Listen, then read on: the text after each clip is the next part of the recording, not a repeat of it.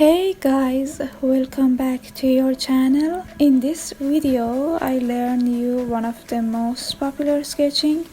Of course, the painting in my hands are not sketching. I only want to show you my realistic and hyper-realistic drawing and say if you only focus on this practice for about a week, you can draw eyelash from different angle. Perhaps with all technique. I told perhaps because I haven't tried some technique yet, like watercolor or oil color.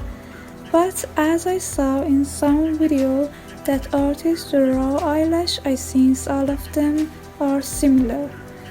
This practice is both sweet and very easy. I love it, and sure if you do, you can understand me. The most important point that I can tell you is release your hand muscles and let it make mistake.